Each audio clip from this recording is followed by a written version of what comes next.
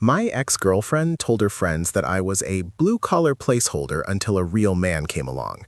She said this right before flying first class to Tulum on my dime. So I decided to show her exactly what life looks like when the placeholder is removed. She came home to a locked gate, a canceled credit card, and a storage unit key taped to a foreclosure notice. Hey everyone, welcome back to the channel.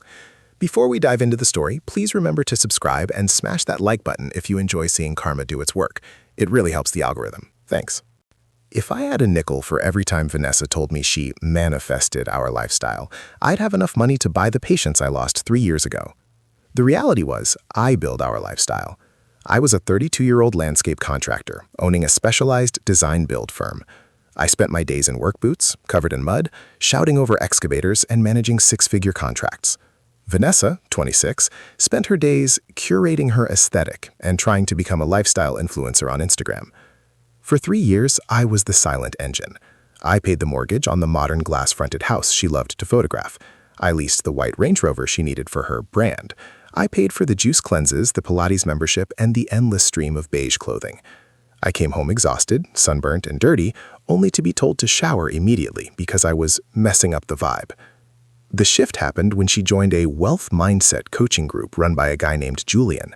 Julian was everything I wasn't. He wore linen suits, talked about vibrational alignment, and as far as I could tell, had never done a day of physical labor in his life. Suddenly, my work wasn't honest labor, it was low frequency. My stability wasn't an asset, it was a limiting belief. I became an accessory she was ashamed of. When she hosted her little mastermind brunches at our house, I was asked to stay in the garage or leave. "It just confuses the energy, David," she'd say, scrolling through her phone. "You look like the help." The breaking point came last month. Vanessa was preparing for the group's Ascension retreat in Tulum. It was a $10,000 trip, which, of course, I had paid for, because Vanessa's brand was still in the pre-revenue phase, which is influencer speak for unemployed. I was in the kitchen, fixing a leaky faucet because I'm practical like that. She was in the living room on a Zoom call with Julian and 2 other girls, sipping a matcha latte I'd made her. She didn't know I was there. I know, Vanessa was saying, her voice dripping with that fake performative exhaustion.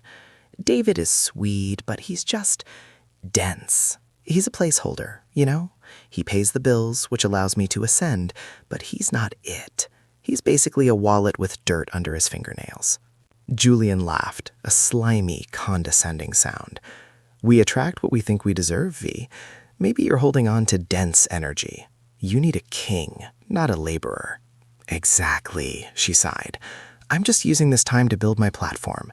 Once I hit 100K followers, I'm upgrading. Consider him a stepping stone, a very dusty stepping stone." They all laughed. I stood over the sink, gripping the wrench so hard my knuckles turned white. A placeholder. A wallet with dirt under his fingernails.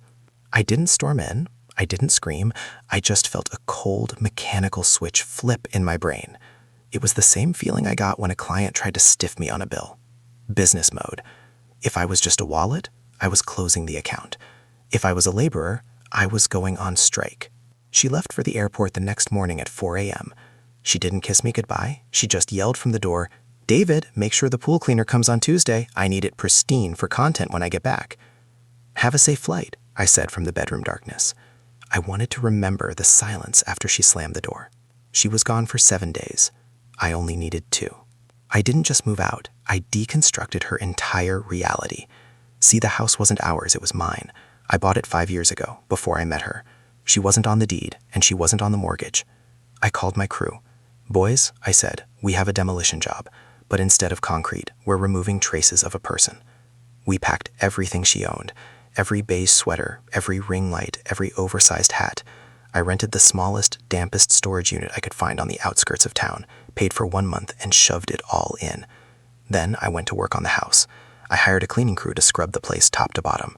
I took the art she had picked out off the walls and replaced it with stuff I actually liked. I changed the Wi-Fi password. I changed the garage codes. I installed a new security system with facial recognition. But I didn't stop at the physical. I went financial. I opened my laptop and pulled up the credit card statements. The supplementary card she carried? Canceled. The lease on the Range Rover? It was in my name. I drove it to the dealership and turned it in early, eating the penalty fee just to be done with it. Her phone plan? Canceled. The autopay for her website hosting? Canceled. By Wednesday, the house was silent, clean, and completely Vanessa-free. It felt like I had finally pulled a massive choking weed out of my garden. I sat at my kitchen island, drinking a beer, and wrote a note. I put it in a plain white envelope and taped it to the front gate.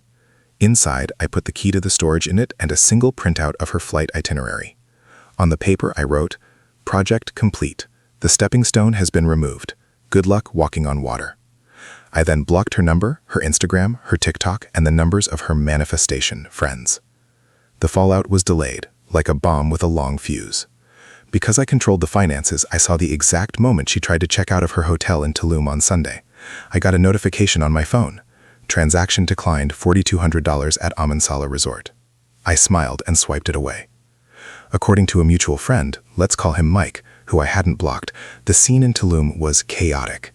Vanessa tried the card 3 times. She called the bank, but since she wasn't the primary account holder, they wouldn't talk to her. She tried to call me, straight to voicemail. She tried to text, undelivered. She had to beg Julian and the other high-vibrational friends to cover her bill. Apparently, the king energy Julian preached about didn't extend to covering a $4,000 tab for a girl he was just stringing along. He paid it, but he reportedly made her sign a literal IOU on a napkin. She landed Monday morning. She Ubered to the house because the car service I usually booked for her wasn't there. Mike told me she stood at the gate for 20 minutes. The code didn't work. She tried the intercom. Silence. She tried to climb the fence, but I had activated the perimeter alarm and a private security patrol car rolled up within 2 minutes. She had to explain to the guard, who knew me, not her, that she lived there. He told her, "Mr. Henderson is the only authorized resident. You're not on the list, ma'am." That's when she found the envelope taped to the pillar. She opened it, read the note, and saw the storage unit key. Mike said she had a meltdown right there on the sidewalk, screaming at the security camera. I wouldn't know. I was at a job site, supervising the installation of a $50,000 Japanese garden, feeling the sun on my face and peace in my chest. The next few weeks were a masterclass in desperation. She couldn't get into the storage unit immediately because she didn't have a car to get there. She had to ask her parents, who lived 3 hours away in a cramped condo, to come get her. The Wealth Mindset group dropped her instantly. Without the house to host brunches in and the Range Rover to take selfies in, she was of no value to them. Julian blocked her the moment the check for the Tulum tip bounced when she tried to pay him back. She tried to get to me through Mike. "She says she's sorry," Mike told me over beers a month later. "She says she was just talking trash to fit in. She says she loves you and she's homeless."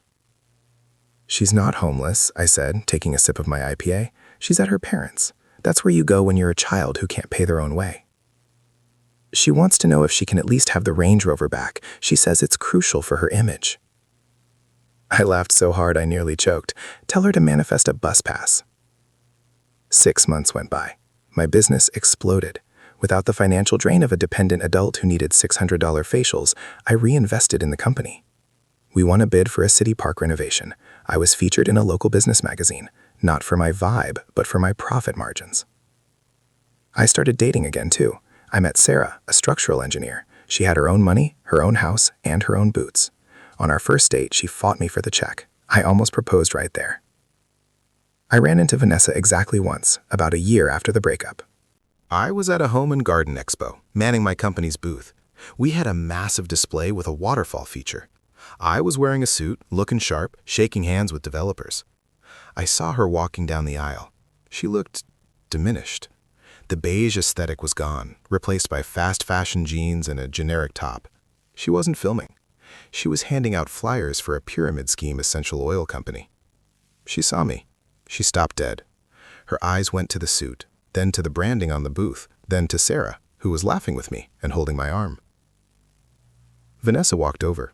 She tried to summon that old arrogance, but it was thin, like cracked paint. "David," she said, "you look different."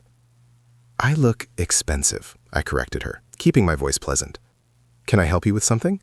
We're actually discussing a contract with these folks." She fidgeted with her stack of flyers. "It's really hard, you know? You left me with nothing. I had to sell my bags just to pay Julian back. It was cruel, David. I was just a girl trying to dream." "You weren't dreaming, Vanessa. You were sleepwalking while I carried you." "I've changed," she said, her voice dropping to a whisper. I realized the grass isn't greener. I miss the garden. I looked at her. I looked at the flyers in her hand, promoting false hope and fake wellness, just like Julian. Vanessa, I said, leaning in slightly, you called me a placeholder. You were right. I was holding the place for someone who actually respects the work it takes to build a life. I gestured to Sarah, and the position has been permanently filled. But security, I signaled to the expo guard standing nearby. We have a solicitor blocking the booth. The guard stepped forward. Miss, you can't distribute flyers here without a vendor pass. Vanessa looked at me one last time, her eyes filling with tears. She didn't see the wallet anymore. She saw the man she threw away. She turned and hurried off into the crowd, disappearing behind a display of compost bins. I turned back to Sarah and the developers. Sorry about that, I said, smoothing my lapel, just clearing out some old debris. The best part? Sarah didn't ask who she was. She just squeezed my hand and said, ready to sign this deal? I smiled. Always.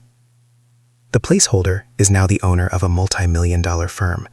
The influencer is posting Facebook statuses about essential oils from her childhood bedroom.